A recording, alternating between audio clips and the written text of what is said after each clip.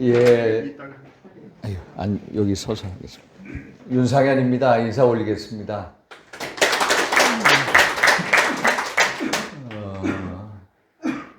특강이라기보다는 제가 일단 우리 자유헌정 포럼 예전에 존경하는 신규철 선배님으로부터 여러 좋은 말씀을 많이 들었습니다. 우리 정영근 회장님, 또 우리 곽정현 총대님, 송광호 선배님, 또 이경재 선배님, 우리 변정일 선배님, 정말로 대선배님들 이렇게 같이 오랜만에 이렇게 뵙게 돼서 영광입니다. 사실 제가 여러 가지 국회 의정 활동은 외교안보 쪽에 오래 했습니다. 지난 20대 국회까지 외교통일위원회 12년 복박위로 있었고 외교통일위원장까지 마치고 이번 국회에서는 문체위 또 정무위원회 활동을 하고 있습니다만은 오늘 제가 최근에 왜 윤상현이가 전당대회 출마를 결심하고 어떤 메시지를 우리 당원분들께 드리냐 하나 이런 문제를 가지고 같이 한번 생각하는 계기가 됐으면 하는 바람입니다. 저는 사실 제 지역구에 연고는 없습니다. 연고가 전혀 없습니다. 제 아버님이 충청남도 청양 출신이시고 대전고등학교 국문사학교 나오셨습니다. 저희 어머님은 경상북도 의성 경북여고 대구대학 나오셨습니다. 그래서 과거 93년도인가 4년도에 제가 정치학 박사 따고 왔을 때 JP 어른 측에서 청양에 국회의원 한번 나가라 이런 제안을 받았었는데 그때는 서울대학교 교수 하는 게 꿈이었습니다. 근데 사실 서울대 정치학과 제가 이 경제학과를 나와서 국제정치학 공부를 했습니다. 그래서 당시 서울대 국제관계대학원이 처음 태동하면서 미국에서 영어로 강의하는 사람이 있나 보니까 거의 없습니다. 저 혼자였던 것 같습니다. 그래서 서울대학교 국제대학원에 여러 선배님들하고 어플라이 했는데 다 됐습니다. 다 됐는데 경제과 나와서 국제정치 TO를 가져간다고 교수님이 싸우시는 거예요. 그래서 저 뒤에는 이제 정운찬 선생님이 계시고 또 반대편에서는 이제 외교학과 주임 선생님 계시고 그게 타협이 안 되는 거예요. 그래서 학교에서 미국에서 일단 나와서 계약직으로 몇 년 있어봐라. 그래가지고 한국에 나와서 이제 한 2년 있었습니다. 그때 우리 이해창 총재님하고 인연을 맺게 됐고 그러면서 대학이 내가 생각하는 대학이 아니구나. 그래서 대학을 한번 바꿔봐야 되겠다 하는 심정으로 당시에 16대 총선 386 바람이 불 때 이해창 총재께서 한번 해봐라 해가지고 이제 그때 정치에 노크를 하게 됐고 그런데 저희 정치적인 업보 때문에 정치권 진입이 참 어려웠습니다. 그때 원희룡, 오세영, 고진아, 정태근, 윤상현, 오인방 만들어 놓고 당무위원회에서 이해창 총재께서 윤상현 내가 보장한다 라고까지 말씀하셨는데 당시 이제 여러 가지 개인적인 사정 때문에 입문을 못했습니다. 계속 다 됐는데 빠지고 그래서 2002년도 7월 7일 재보궐선거가 있었습니다. 2000년 대선 전에. 그래서 하남에까지 갔는데 그때 하남에서도 1등으로 갔는데 3등 후보 김황식을 주더라고요. 그래서 정치하는 게 이런 거구나. 그래서 공천이라는 건 저는 기본적으로 쟁취하는 것이다 라는 신념을 갖게 돼요. 공천은 받는 게 아니라 내가 쟁취하는 것이다. 1등인 그 당시에 모교상 의원께서 경기도당 위원장이셨고 홍문표 의원께서 사무처장 하셨고 대표 최고위원이 서청원 최고위원. 그때 최고위원이 강재석, 또 강창희, 박희태, 김진재, 김정수 이런 분들이죠. 저 문제 가지고 대판 싸웠습니다. 서청원 대표께서 저를 반대하시고 나머지 최고위원들은 전부 다 저를 줘야 된다. 1등인데. 아, 현철이 때문에 안 된다는 거라. 현철이가 마산에 나가려는데 현철이 쳤으면 윤상현도 전두환 이쪽이기 때문에 쳐야 된다. 그래서 1등인 저를 안 주고 3등인 김항식 후보를 주더라. 그때 강차익 강재섭 위원 두 분이 불러놓고 강재섭 위원이 한참 뭐라고 성토를 하시더라고요. 서청원 대표를. 야, 너 그러지 말고 너 대구로 와라. 대구로. 아니면 의성으로 와라. 강재섭 최고위원께서 저보고 그러시는데 어머니 의성의 그 고향의 후배 되십니다. 너 의성이나 대구 와라. 내가 지구당 만들어줄게. 야, 너 매번 떨어지니까 안 된다. 아닙니다. 선배님, 저는 수도권에서 하겠습니다. 수도권. 했더니 떨어지니까 우이창 대통령 후보께서 저를 청년특보로 임명하셨고 그 다음에 대선에서 떨어진 다음에 최병렬 대표 체제로 넘어갔습니다. 그랬더니 우리 아시다시피 그 김부겸부터 시작해서 안영근 또 이부재 등 이 독수리 오영재라고 해가지고 한나라당을 탈당하지 않았습니까? 그래가지고 여러 지역구가 나옵니다. 김영춘. 그래서 너 김영춘이라는 지역에 가라. 광진을인데 제 기억에. 너 거기 가라. 당에서 얘기하는 거다. 그냥 줄게. 아예 아닙니다. 저는 서울이 아니라 딴 데를 보겠습니다. 그런데 인천이라는 데를 보니까 당시 존경하는 이영재 선배님께서 계셨는데 야, 인천이라는 데는 정말로 그 당시에 2003년도 노무현 대통령께서 앞으로 뉴욕 같은 도시가 될 것이다 라고 한 얘기가 귀에 쟁쟁한 거예요. 아, 맞다. 뉴욕 같은 도시가 되는데 제가 10년 동안 미국에서 국제적인 물먹은 인천의 발전을 위해서 반드시 도움이 될 거다. 내가 이 지역 출신은 아니지만 내가 이 지역을 발전시키고 내가 이 지역을 위해서 헌신한 면에 있어서는 남들보다 상대적으로는 우위에 있을 수 있다는 딱 그 신념 하나 가지고 여기 국회에서 제 지역까지 해보니까 한 낮에 차가 막 40분 정도 걸립니다. 그래서 아는 사람 수도원에서 그 당시에 아파트 1,000만 원짜리 월세 한 30만 원 했던 것 같아요. 거기에 해놓고 점심에도 빼갈, 저녁에도 폭탄주 마시는 사람들을 사기 시작했습니다. 그러면서 일궈내려고 윤상현의 정치 실험, 학연, 현연, 지원 없이 윤상현의 이름 석자 가지고 승부를 걸겠다. 제가 내려가니까 당시 정진석, 공주에 있는 우연자, 지금 제 고향 의원이신데 야, 너 미쳤냐? 너 왜 수도권에 가냐? 너 떨어져. 이게 천만이었어요. 제가 수도권에 내가 어떻게든 해서 역사를 만들어 보겠다고 해서 내려갔는데 벌써 20년 가까이 됩니다. 그동안에 낙선했습니다. 또 당선도 해보고 또 박근혜 대통령 가까이 모시면서 또 공천 탈락도 2016년, 2020년 연거푸 해보고 또 연거푸 살아보고 또 문재인 정부에서 친박에 대해서 여러 가지로 정치적으로 죽이려고 많이 했습니다. 우리 최경환 의원 그렇게 되셨고 또 홍문종 의원 지금 병원에 몸이 돼 계시고 또 이우연 의원도 그랬고 그러면서 저도 선거법 정치적인 기소 재판 이제 지난달에 대법원에서 이제 무죄 확정이 되고 20년 가까이 정치를 하면서 20년 전의 정치, 20년 전의 대한민국과 현재의 정치, 현재의 대한민국을 보면은 솔직히 정치가 더욱더 황폐화됐습니다. 낭만이 없습니다. 또 20년 전의 대한민국 그리고 현재의 대한민국 이념 간, 세대 간, 지역 간, 젠더 간 너무너무 분열되어 있습니다. 야, 이렇게 분열된 이유가 뭐냐? 결국은 정치가 그 역할을 하지 못했다. 정치가 바로 서지 못했다. 그럼 정치를 바로 세우기 위해서 어떻게 해야 되느냐? 정당부터 바로 세워야 된다. 우리 국민의힘부터 바로 세워야 된다. 누구나 다 윤석열 정부의 성공을 얘기합니다. 누구나 다 총선 승리를 얘기합니다. 윤석열 정부 성공하기 힘듭니다.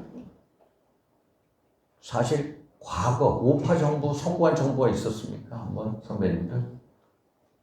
박배종, 이명박 정부, 노태우 정부, 전두환 정부, 박정희 정부. 박정희 대통령은 암살당하셨죠. 그럼 우파 정부의 성공이라는 게 확률적으로 따져보면은 10%도 안 되는 무혐한 게임입니다. 근데 너도 나도 다 윤석열 정부를 성공시켰대. 성공하기 힘듭니다. 내년 총선 승리? 솔직히 수도권 민심 떠나갔습니다. 많이 떠나갔습니다. 저희 지역에서 얘기를 합니다. MZ세대 떠나갔습니다. 중도층 많이 이반되죠. 그럼 윤석열 정부를 성공시키고, 야, 총선 승리를 시키겠다는데 정말 그 가능성이 얼마나 되나? 가능성 별로 없습니다. 윤석열 정부 성공시키다. 좋다. 그러면 정당부터 바로 세워야 됩니다. 우리 국민의힘 정당부터 바로 세워야 됩니다. 국민의힘 보면 세상에 이런 오합지졸이었고요. 세상에 이런 이익 집단이 없어요. 한마디로 이익 집단. 전 속으로 경멸합니다. 속으로 솔직히. 제가 박 대통령 가까이 보면서 박근혜 대통령 억울하죠. 제가 오늘 성남시청 앞에 갔는데 삼자 뇌물죄로 들어가셨습니다. 삼자 뇌물. 소위 말해서 삼성물산 제일모직 합병 안건에 있어서 당시 이재용 삼성 부회장으로부터 청탁을 받았다. 그 청탁이 제대로 규명을 못해서 묵시적인 청탁이라고 합니다. 묵시적인 청탁에 대한 대가를 박 대통령이 받은 게 아니라 박 대통령 모르게 최순실이가 받았습니다. 아시다시피 삼성의 말 받지 않았습니까? 그게 삼자 뇌물죄로 여러 제목 중에 한 제목으로 유죄 확정을 받았습니다. 그러면은 우리 이재명 대표는 더 심한 경우죠. 소위 말해서 두산건설로부터 의료용 부지를 용도 변경 4단계를 해주면서 50억에 달하는 후원금을 성남FC 구단에다 받은 거죠. 여기는 묵시적인 청탁도 아니고 명시적인 청탁입니다. 아예 국회의원이 가서 해달라고 요청하지 않았습니까? 그리고 FC라는 그 3자한테 가는 것도 본인이 다 알았습니다. 그렇죠? 그리고 내부적으로 보고까지 올라가서 이게 3자 뇌물죄 위반 소지가 있으니까 하지 말라는 보고까지 받았는데 결국에는 이재명 당시 2014년, 2018년 성남시장 재직 시절에 그 3자라는 성남FC에 50억 후원금을 받았습니다. 박근혜 대통령이 3자 뇌물죄로 구속이 돼서 형벌을 받았다면 이재명 대표는 훨씬 더 중하면 중하지 결코 가볍지 않은 죄입니다. 그런데 야, 박 대통령 이렇게 4년 9개월 치르셨습니다. 정말로 형용할 수가 없죠. 지금도 사람을 안 만나셔요. 근데 박 대통령 탄핵을 했습니다. 정말로. 탄핵이는 한번 보십시오. 민주당 박지원 대표하고 연합해서 당시 대통령을 탄핵했습니다. 하여튼 탄핵의 경과나 원인 얘기는 말씀 안 드리겠습니다만은 그 결과가 어떻게 됐습니까? 그 결과. 박근혜 대통령 탄핵해가지고 그 결과가 무지막지한, 무자비한 문재인 정부를 들였습니다. 박근혜 정부 탄핵의 결과는 무지막지한 문재인 정부의 태도입니다. 문재인 정부 5년 동안 한마디로 대한민국 가치, 근간, 송두리째 무너뜨렸습니다. 정치는 한마디로 문민 통치가 되어 있죠. 경제 완전히 망해버렸죠. 외교 안보 정말로 해체하게 바꿨습니다.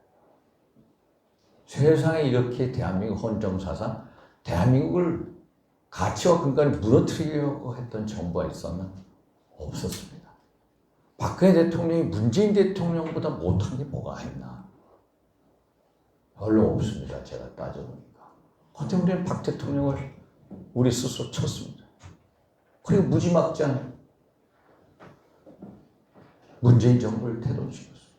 결국 우리 이 국민의힘에 내재되어 있는 고질적인 병폐적인 이 DNA가 있습니다.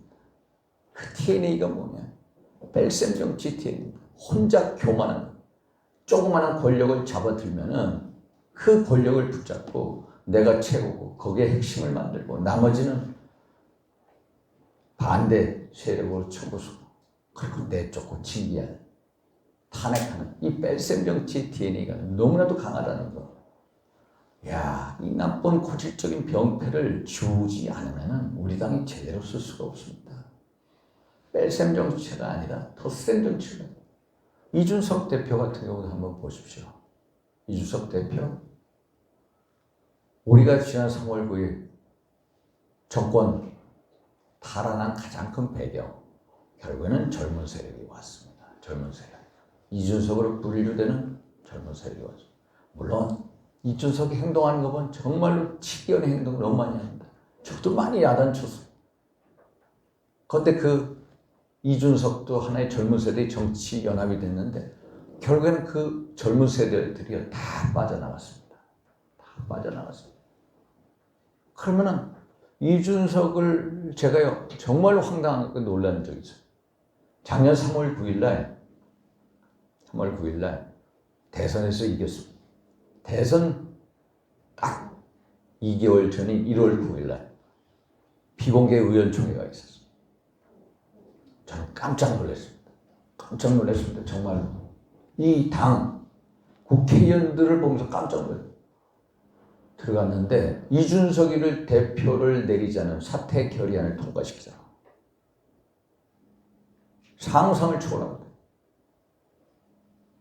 이야, 선거를 2개월 남겨놓고 대표를 사퇴시키자. 그런데 원내대표부터 해서 석부대표 그 사람들이 더 펄펄 날뛰는. 나는 깜짝 놀랐어요. 하태경 의원이 나가서 반발하고 말이 안 통합니다. 윤영석 의원 가서 중도적인 얘기하고 그리고 나머지는 전부 사퇴시키지 않는 거예요. 어떤 의원은요 이준석이를 사이코라고 사이코. 윤핵관을 따르는 어떤 의원은 세상에서는 사이코 못 봤다고 이렇게 얘기합니다. 제가 보다 못해서 옆에 있는 이현승 의원한테 야 세상에 대선을 2개월 앞에 두고 대표를 탄핵시켜서 내쫓겠다는 저런 당을 내가 처음 봤다. 너 가서 얘기해봐. 그 다음에 제가 나갔습니다. 야, 국민의힘 진짜 역대 대선을 치르면서 이렇게 엉터리 선대위를 처음 본다. 솔직하게. 선대위, 원내대표, 선대위원장 가장 최악이다. 내가 보기에.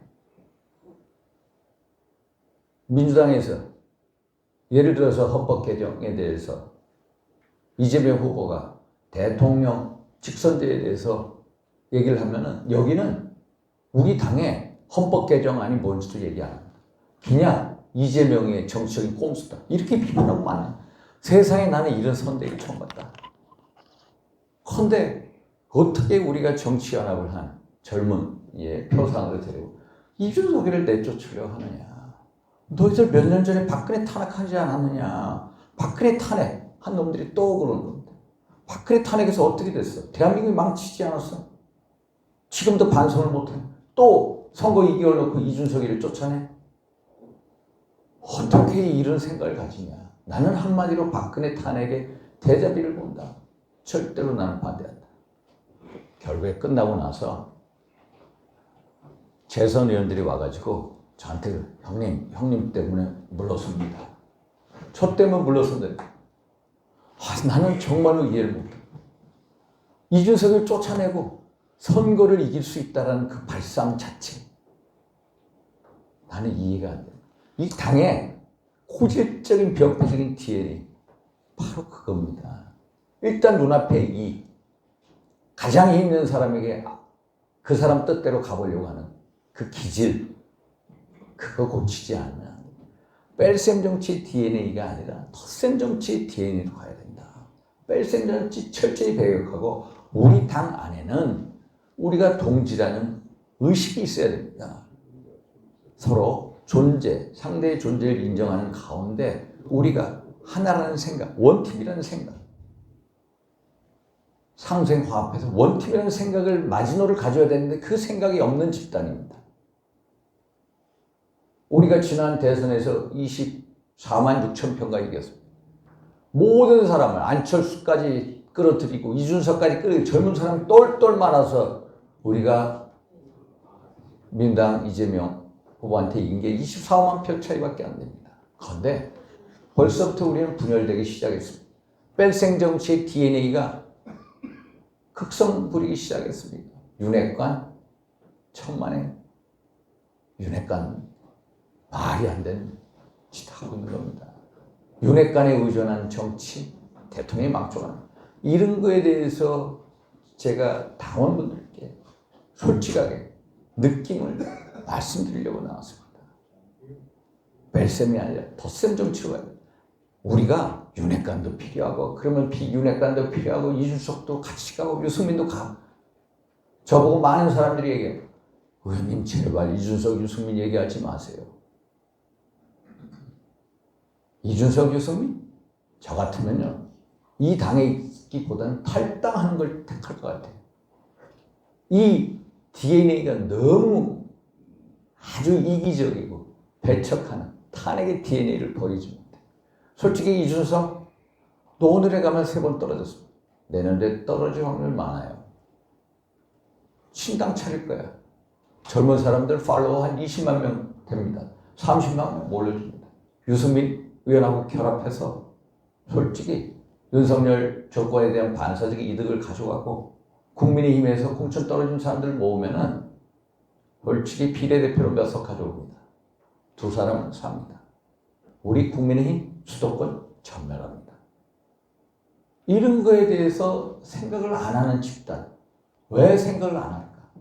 윤핵관들의 이 지역과 공천이꼴 당선된 텃밭이기 때문에 텃밭. 수도권에서 저같이 처절하게 낙선도 해보고 공천 탈락도 여러 번 해보고 무소속으로 살아오고 그러면 한 사람 한 사람의 중요성을 아는 겁니다. 아, 이준석, 유승민 아무리 다른 입장에 있더라도 야, 한 팀으로 가야지. 우리가 뭉쳐야지.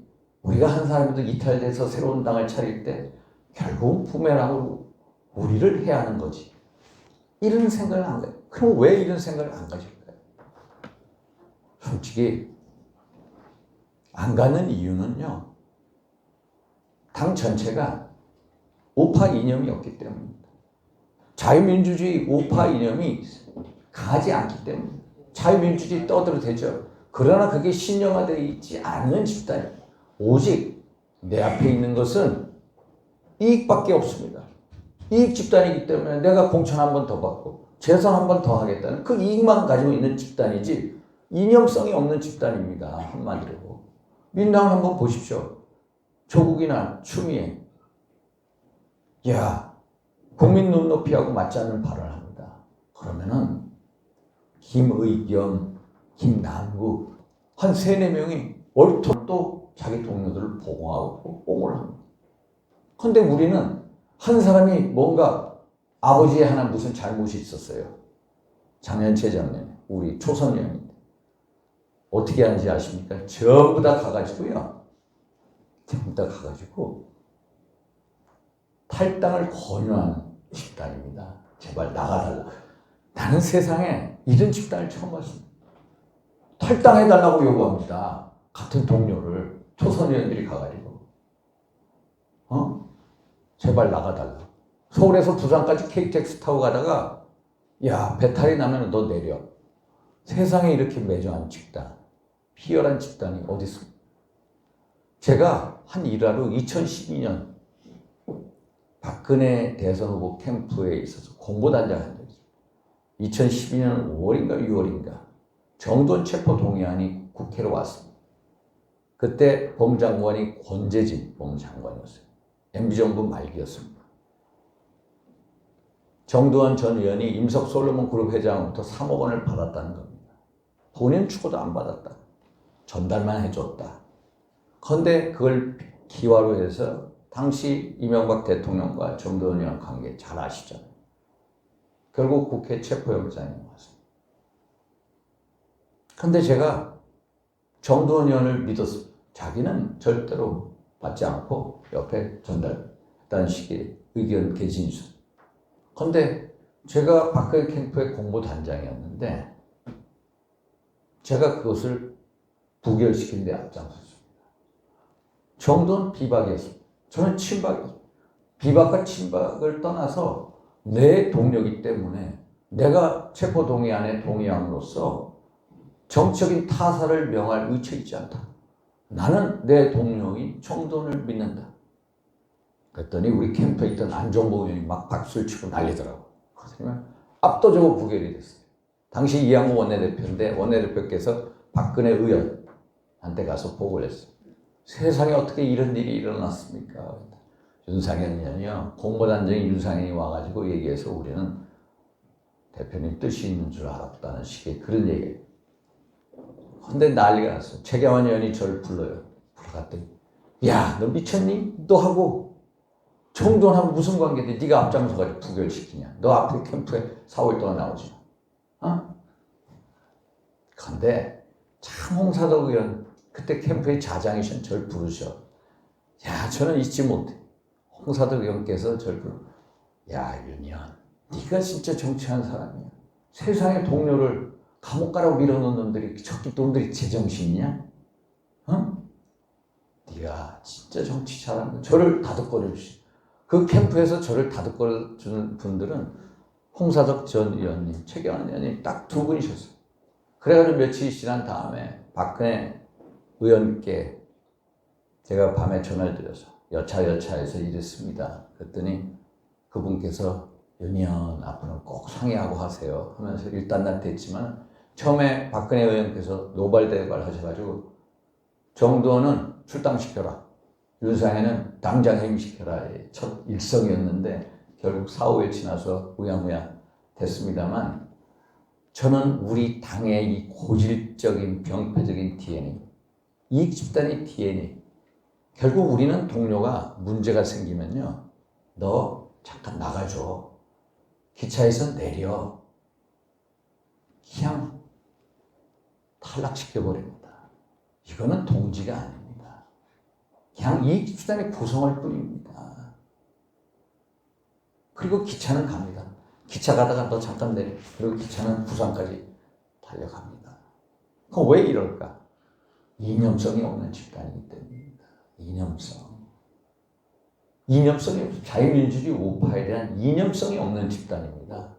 그냥 자유민주주의, 아 그래 우리가 지향하는 민주주의지만은 좌파들처럼 뭔가 이념성이 내재화되고 신념화돼가지고 이념적인 동지로 보지 않기 때문에 결국은 우리 당은 흐지부지입니다. 내 앞에 눈앞에 이익만 최고지 이념은 그 뒤에 온다. 이런 당의 고질적인 병폐적인 DNA를 바꾸지 않으면요 당이 제대로 쓸 수가 없고 윤석열 정부 실패합니다. 저는 정치라는 걸 서비스라고 생각합니다. 유권자나 국민들에게 서비스를 제공함으로써 감동을 선사하는 거. 그런 숭고함이 있어야 정치를 하는 거다. 그런데 그런 서비스 안 보입니다. 야, 우리 국민의힘 중앙당 민원구 하면 야 24시간 불이 꺼지지 않아. 야, 불이 꺼지지 않아 가서 거린들이 가서 야 내가 먹을 게 없어 구걸했더니 재워 주더라. 아, 국민의힘 당원들이 나가서 한 달에 한 번씩 매주 수요일 아침 7시에 나가서 30분씩 거리 청소를 하더라. 그게 하루가 쌓이고 한 달에 한 번씩 나가서 1년이 쌓이고 2년이 쌓인다. 야, 그리고 우리 당원인데 112, 119가 아니라 국민의힘 신고센터를 했더니 바로 서비스가 돼. 이런 식의 서비스 정당을 쓰지 않으면은 국민의힘 힘듭니다. 윤석열 정부 힘듭니다. 저는 대학 다닐 때 친구들이 이런 얘기를 했어요. 야, 상현아, 결정적 시기에 우리가 사회주의 혁명을 할 거야. 그리고 정계, 언론계, 노동계, 교육계, 법조계 관계 다 침투할 거예요. 이게 1989년 좌파들이 내건 애국적 사회 진출론입니다. 그래서 이 좌파들이 뭘 했냐면은 1991년 전교조를 만들었습니다. 전교조. 조합원이 20만 명 갔다가 요새는 좀 줄었다고 하는데 좌파 이념의 원상지 전교조라는 안토니오 그람시가 얘기한 좌파의 진지가 있습니다. 근데 우파는 우파 교육을 시킬 진지가 있습니까? 진지 없습니다. 전교제에 대항하는 우파의 진지가 없습니다. 교총이라고 있으면 약합니다. 또 1995년 민노총을 만나. 민노총 조합원이 지난 문재인 정부 때 50만, 60만이 증가해서 120만. 우리 정부는 전교제 1년 예산이 얼마고 조합비로 얼마나 징수한지 전혀 깜깜입니다. 깜깜. 지난번에 어느 조선일보 봤더니 한 달에 10,000원씩 조합비를 징수하면 연간 1,200억. 제가 알기로는 한 3만원씩 하면 3,600억. 왜 지난 촛불 집회 때 그 수많은 노동자들, 민노총 주도하에 광화문 집회 나왔는지 20만이다, 30만이다 나왔던 그 배경에는 전교제의 탄탄한 경제력, 국간이 튼튼하기 때문에 그렇습니다. 그런데 민노총에 대항할 수 있는 우리 국민의힘에 민노총에 대항할 수 있는 우파의 진지가 있느냐? 진지가 없습니다. 작년 8월 13일 8.15 광복절을 앞두고 북한의 조선직업총동맹 중앙위원회라는 단체가 8.15 광복절 축하 연대사를 보냅니다. 그 연대사의 내용을 보면은 노동자 단체들끼리 어떤 연대, 노동의 가치 이런 얘기는 하나도 안 나오고 윤석열 정부는 친미 4대주의 정권이다. 그리고 한미 군사훈련 하지 마라. 한미일 군사협력 하지 마라. 정치성 구호만 했습니다.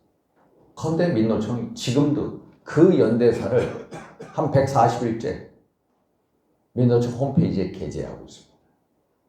한마디로 국가보안법 8조 회합 통신 딱 걸리는 거.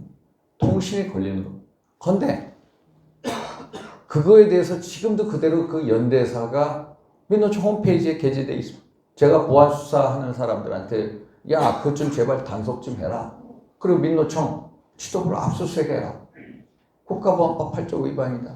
그걸 빌미로 해서 민노총 때려 한번 압수수색을 해봐라. 아직까지 안 이루어지고 있습니다.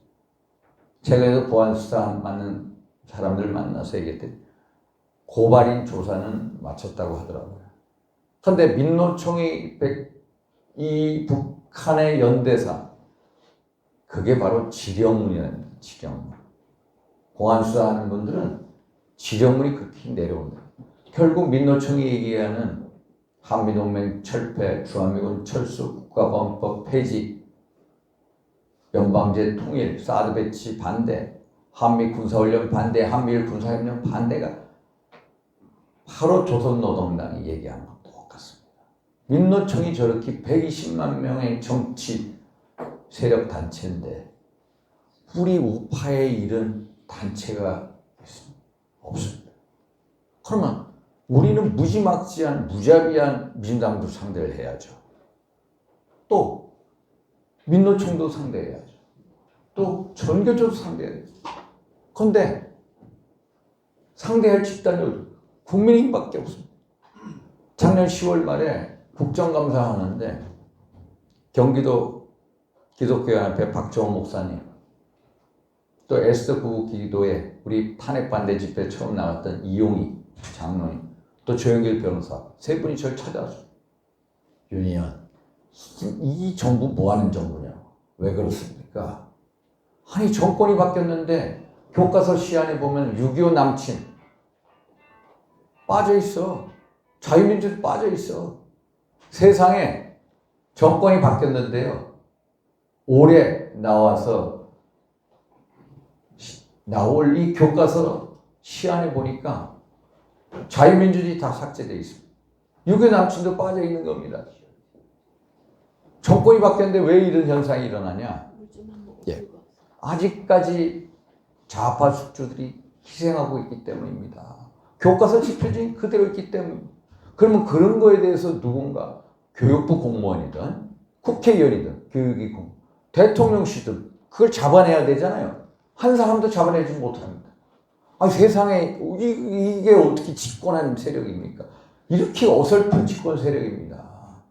그것을 목사님들이 그걸 가져왔어요. 그 목사님들이 얘기를 안 했더라면 그대로 갔을 거예요. 그래가지고 11시에 부랴부랴 조영 원내대표실에서 회의를 했습니다.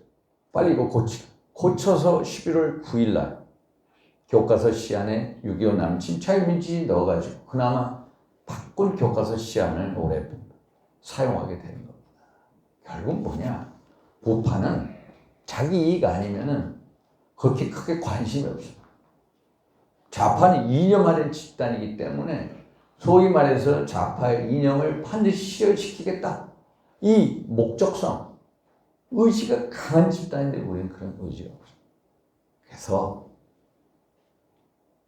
민주당, 민노총, 천교조 여기하고 싸워서 맞상대할 집단은 우파의 진지는 국민의힘밖에 없습니다. 국민의힘이 바로 세야 됩니다. 국민의힘이 바로 세우기 위해서 이러면 안 되겠다. 윤상이 나서서 지난 20년 동안 보고 느낀 거 당당하게 얘기하겠다. 이제는 국민만 보고 얘기하겠다. 대한민국만 생각하겠다. 이런 신념으로 출사표를 던지게 됐습니다. 사실 총선 승리 솔직히 어렵습니다. 최근에 갤럽 여론조사 보면요. 윤석열 정부 견제해야 된다. 여론 지지율 55%. 윤석열 정부를 도와줘야 한다. 41.4%. MZ세대 윤석열 정부를 도와줘야 한다. 20%. 그러면은 우리 당의 뿌리, 심장은 영남입니다. 영남이 정말로 압도적인 지지가 있기 때문에 작년에 정권 교체 성공했습니다. 그러나 이 심장인 영남에서는 거의 우리가 석권을 한다. 그럼 어디서 싸움이 이루어지는가? 수도권에서 심장이 싸우는 게 아니라 심장은 뛰고 있고 손, 발, 다리가 싸우는 거다. 손, 발, 다리에 해당되는 게 수도권입니다. 수도권에서 싸움이 이루어지는 거다. 그런데 민주당은 호남을 석권할 것입니다. 국민의힘은 영남을 대체로 석권할 것입니다. 그러면 우리 수도권 싸움에서 이길 수 있느냐? 서울 49개 의석수를 가지고 있습니다. 그런데 국민의 의석수 딱 8개입니다. 민당 41개입니다. 41대 8입니다. 우리 국민의 의석수 뻔합니다. 강남 3구, 서초 2, 송파 2, 용산 1. 이렇습니다. 경기도 59석. 59석 중에 우리 국민의 의석수 지난 총선 7개 얻었습니다. 52석은 야권에 있습니다. 인천 13개 의석이 있습니다. 13개 의석 중에 미래통합당 당시 1석, 제가 무소속 1석, 2석입니다. 11개 의석은 민당이 있습니다. 11대 2. 대전 8개 의석이 있습니다. 8개 의석 중에 국민의 의석은 1석도 없습니다. 그러면 300개 의석 중에 비례대표 47석 빼고 253개 지역구 의석 중에 서울, 경기, 인천이 121석인데 121석 중에 국민의 의석수 17석 얻었습니다. 17석. 여기서 수도권이 대약진이요. 수도권 대전에서 이겨야 됩니다. 그런데 민주당은 대단히 전략적이에요. 민당 지도부를 보면요. 이재명 대표부터 그 밑에 있는 정청래, 고민정, 박찬대, 서영교, 장경태 전부 다 수도권 의원. 한 명도 비수도권 의원이 없습니다. 한 명도 없습니다. 비수도권 의원. 그리고 60을 넘은 사람도 한 사람이 없습니다. 전부 60 미만. 원내 지도부, 박홍근, 진성준 전부 다 수도권 의원들 60 미만의 의원들. 민당은요. 이미 전략적 선택을 했습니다. 수도권에서 몰빵해서 수도권에서 이기겠다. 사실 수도권 선거에서 이긴 적이 있습니까? 없습니다. 2020년 완패했죠. 2016년도 졌죠. 2012년 박근혜 비대위원장이 수도권 선거를 진두지휘할 때도 우리는 수도권에서 졌습니다. 수도권 선거에서 이겨야 되는데 어떻게 수도권 선거를 이깁니까? 다음 총선의 승리는 수도권 승리고 MZ세대, 중도층에서 이겨야 되는데 지금 이 조시로 가서 우리가 이길 거냐? 못 이깁니다. 못 이깁니다. 저는 윤핵관들, 당대표 나가는 분들 과거 2008년도 정몽준 의원은 울산 텃밭을 버리고 동작을에 와서 정동영 의원하고 싸워서 이겼습니다. 자기 텃밭의 지역구를 버리고 수도권에 와서 싸우는 결기가 있어요. 우리는 이런 결기도 없습니다. 대표 나가겠다는 분들 수도권에 한번 와라. 어느 분은 당대표 되면은 당 지지율 55%, 대통령 지지율 60%를 만들게. 그래서 그러면 서울에 오십시오. 강북에 한번 나가보십시오. 안 나갑니다. 한가한 소리라고 합니다. 윤핵관 10년 전에는 박근혜 비대위원장 보고 종로 나가라고 했습니다. 왜 한나라당 중진은 그 모양 그 꼴이냐? 왜 수도권에 아무도 안 뛰어드냐? 민당에서는 김부겸이가 대구로 내려오고 문재인이가 부산에 들어오고 근데 한나라당 중진들 한 명도 수도권에 왜 안 뛰어드냐? 박근혜 비대위원장은 종로로 나가라. 우리 장제원 의원 얘기. 근데 지금은 뭐라고 얘기하냐? 통탄한다고 10년 전에 통탄한다. 한나라당 중진을 통탄한다고 한 장본이 지금은 뭐라고 하냐? 수도권으로 온 건 폐륜이고 허장성세라고. 이게 10년에 따라서 이렇게 말이 180도 바뀌는 정당입니다. 저는 수도권 선거 공천이꼴 당선된 텃밭의 그거는 못 이깁니다. 2020년 총선에서 김영호 공관위원장이 못 이긴 이유가 있습니다. 지역구가 너무 좋기 때문에. 지역구가 처절하고 절실하고 절박한 지역구에서는 감히 그런 공천을 생각할 수가 없습니다. 무조건 이기는 공천, 연줄 살리는 공천, 누구 살리고 누구 좋은 지역, 이 발상절치를 해서는 우리가 망합니다. 그래서 내년도 공천 정말 중요합니다. 공천할 때 대표가 휘둘리지도 않아야 됩니다. 전략적인 마인드가 있어요. 근데 우리 참 저 후보로 나온 분들 제가 과거부터 이렇게 보면은 물론 저보다 인지도 있어요. 저는 그동안에 무소속 오래 있었고 재판받으면서 활동을 안 했습니다. 근데 과거 정치를 해오면서 야 대통령 후보였고 원내대표였고 근데 무슨 임팩트가 있었나? 저한테 임팩트가 없었어요. 야 저분이 대표가 돼서 공천하고 대통령 관계 조율해. 야 겁납니다. 대통령 앞에 가면은 중진들이 제대로 얘기도 못합니다. 최고 어떤 분은 윤희연 당신 좀 얘기해. 당신 얘기해. 옛날 10년 전 박근혜 대통령 했던 똑같은 패턴이 똑같이 반복되는 걸 보면서 제가 책에 쓸 건데 너무 놀랍니다. 말을 제대로 못합니다. 저는 박 대통령의 윤 대통령 마음껏 얘기합니다. 왜? 당신의 성공을 위해서. 제가 그런 얘기를 드리는 것은 나는 우리 윤석열 대통령, 그래 형님 대통령의 성공을 바란다. 내 진정성을 바란다. 내가 그래서 솔직하게 말씀드립니다. 말씀을 못 드립니다. 말씀을 못 드리면 결국은 실패하게 됩니다.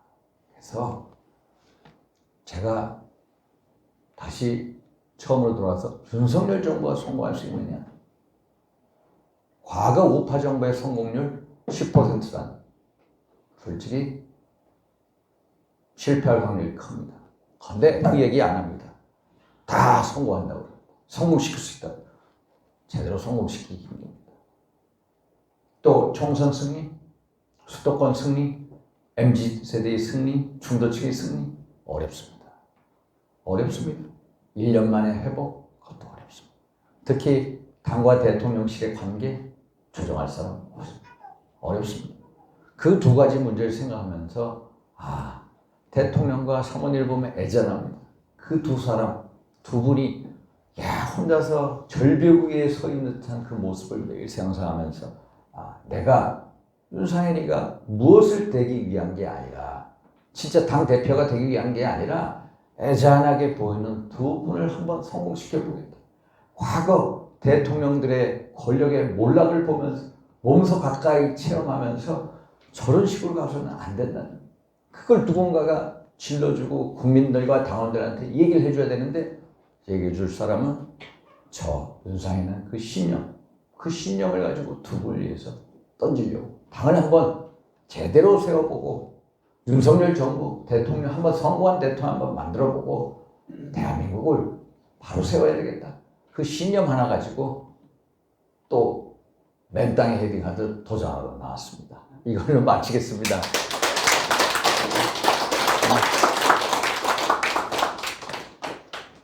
뭐 말씀 있으세요? 네, 질문이 있으셨어요.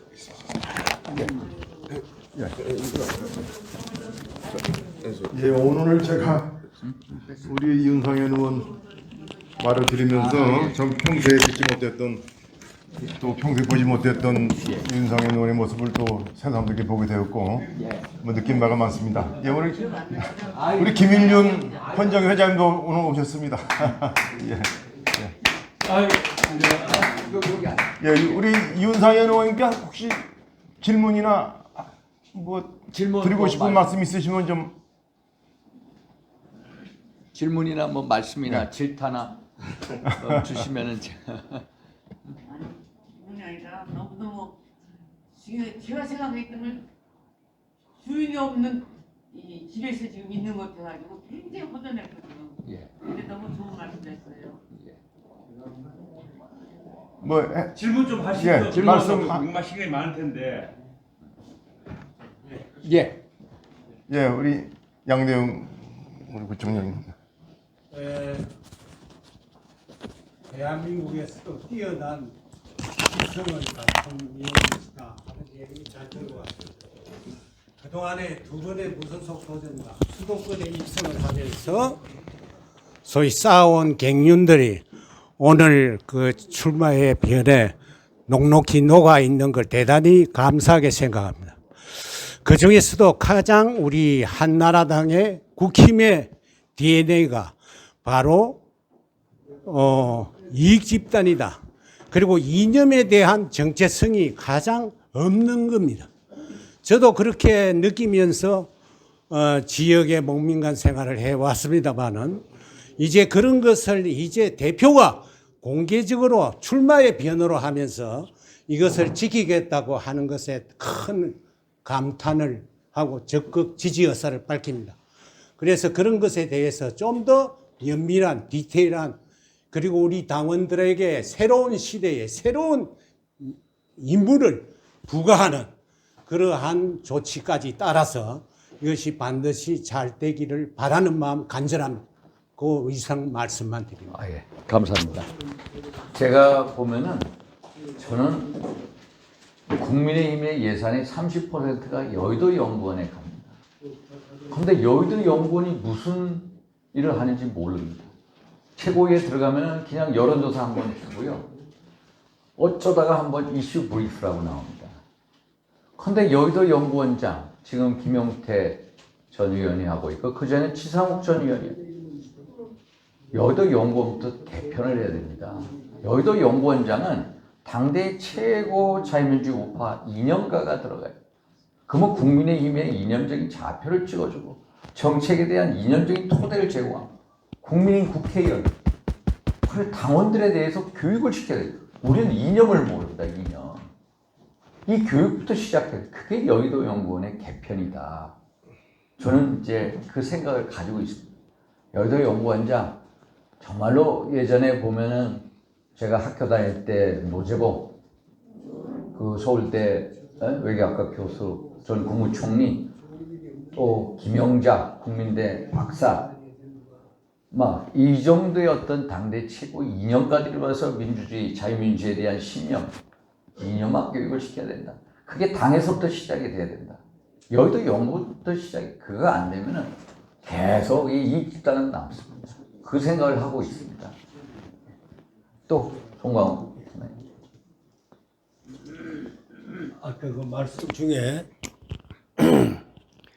말씀 중에 이기는 공천을 한다고 그렇게 말씀하셨는데 내년도 선거에서 이겨야지만 지금 대통령도 일을 할 수 있고 성공한 대통령으로 역사에 기록될 수 있는 그런 기회를 마련한다. 그런데 그동안 쭉 공천 때를 보면은 이기는 공천이 되는데도, 할 수 있는데도 대통령 주변에서 지는 공천을 해왔다, 이런 얘기예요. 과연 그것을 어떻게 배격할 것인가, 그게 가장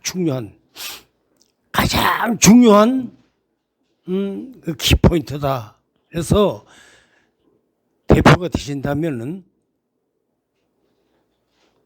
꼭 이기는 공천, 말하자면 공천권을 국민에게 돌려주는 그러한 결단을 내려야지만 우리가 이길 수 있고 윤 대통령이 성공한 대통령으로 역사에 기록될 수 있다 하는 말씀을 드렸는데, 거기에 대한 좀 비장한 제가 과거에 말씀을 했어요. 국회의원 재보궐선거 공천심사위원장을 2차례 했습니다. 작년에 6.1 지방선거 때 국회의원 재보궐선거 안철수 의원이 이제 분당갑에 공천받았죠. 7개를 했는데 5개를 성공시켰습니다. 2014년도에 제가 당시 한나라당 사무총장 시절에 그 2014년도 4월 26일 세월호 참사가 있지 않았습니까? 그때 박 대통령의 지지율이 급전직하기 시작했습니다. 근데 6.4 지방선거 공천을 홍문정 의원이 담당을 했는데 공천을 너무 잘못해가지고 결국에는 홍문정 의원이 그냥 그만두고 제가 핀치히터로 들어갔어요. 6.4 지방선거를 치러라. 6.4 지방선거에서 당시 서울, 경기, 인천 중에 경기, 인천 2곳을 빼앗아 왔습니다. 그리고 7월 30일 730 국회의원 재보궐선거 15군데가 있어요. 제가 당시 공천심사위원장 하는데 어느 분이라고 말씀 안 돼요. 친박 핵심 한 분이 모 지역에 무조건 이 사람을 전략공천해라 내려왔습니다. 저한테도 하고 공천심사위원들 전부 다 내려왔어요. 그런데 우리끼리 얘기했습니다. 야, 이거 윤 의원이 알아서 해달라고. 그런데 그 지역 출신의 의원한테 얘기했더니 야, 이거 말이 되냐? 말이 안 됩니다. 이거 하면 망합니다. 그런데 그 사람에 대해서 공천을 하기 위해서 여론조사를 했더니요, 맨 아래입니다. 맨 아래. 진짜 경쟁력이 높은 사람이 여론조사를 보면은 한 6%하고 최고는 48%, 6%를 꼭 낙하산 공천을 때리라. 그런데 제가 딱 판단하건대 여기만의 문제가 아닌 거예요. 여기만의 문제가 아니야. 15개의 공천 원칙이 흐트러지는 거예요. 이기는 공천이고 지역 맞추면 공천이고 그리고 국민 눈높이 공천인데 여기도 이기는 공천이 있는데 그걸 하라는 거야. 해주고 제가 결단했습니다. 아, 내가 사퇴한다. 사퇴. 가지고 원칙대로 해버렸어. 그때는 경고장이 왔습니다. 저한테. 너무너무 실망했다. 그래서 딱 제가 그 한마디 했습니다. 나는 선거 치고 바로 사퇴합니다. 근데 7월 30일 날 밤에 보니까요. 야, 4대 11로 시작한 선거가 11대 4로 이기는 거예요. 저도 깜짝 놀랐어요. 15개 중에 4개만 이길 거라고 처음에 스타트를 했는데 야, 선거운동이 14일인가 15일 끝나서 보니까 11개를 이기는 거예요. 7월 30일 밤 11시가 넘어서 저한테 전화한 분한테 전화했어요. 저 내일 아침 사퇴합니다. 사퇴합니다. 또 청와대에서 전화했어요. 저 사퇴합니다. 왜 사퇴하냐? 네가 이겨놓고 왜 사퇴? 아, 저 사퇴. 지옥고 내려가요. 그래서 사퇴했습니다. 그 다음날. 사퇴했는데, 야, 그 의석을 157석을 만들어놨습니다. 청와대에서 너무너무 기분 좋은 거예요. 그래서 다시 당시 당 대표가 취임한 지 7월 10일 날 취임을 했습니다. 당시 2014년 7월 10일 날 김무성 대표가 취임하시고 7월 30일 선거가 있었는데 청와대에서 윤상현이 다시 사무총장 임명해라. 또 내려왔어요. 저를 다시 선거 이겼다고. 근데 이제 김무성 대표가 안 됩니다. 윤상이 아직 재선밖에 안 됩니다. 해서 대통령의 명령을 당 대표가 쳐버린 거예요, 사실. 그때가 박근혜 정부가 퇴동한 지 딱 1년 6개월 된 시점인데 대통령이 당 사무총장 하나를 임명을 못해요. 다시 윤상이 다시 재임시켜라 라고 했는데 김무성 대표가 안 됩니다. 받아쳐버렸어요. 그러니까 이 정부가 온전히 갈 수 있습니까? 계속 싸우면서 벌어진 거예요.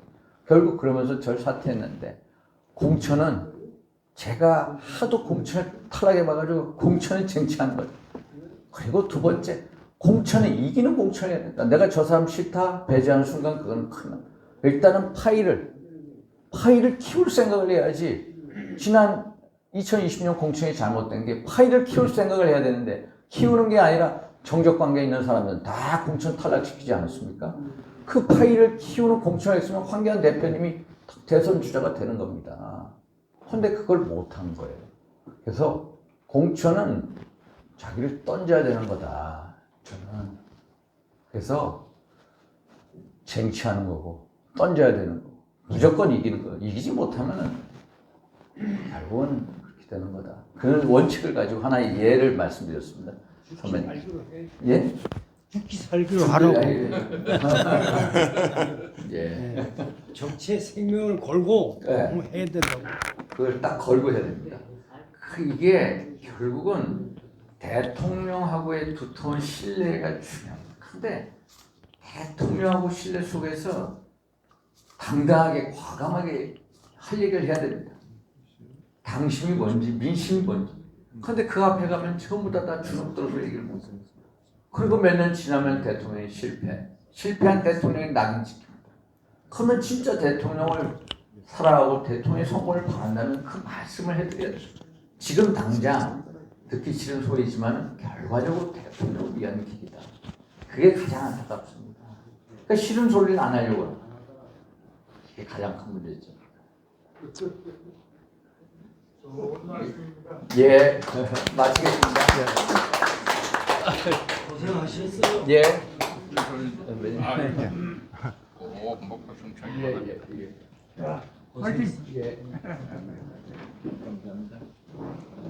더 말씀하실 분 안 계시죠? 예. 네, 오늘 그럼 바쁘신데 참석해 주신 모든 분들께 감사드리면서 오늘 윤상현에게 듣는다 자유헌정 포럼 초청 토론을 마치겠습니다.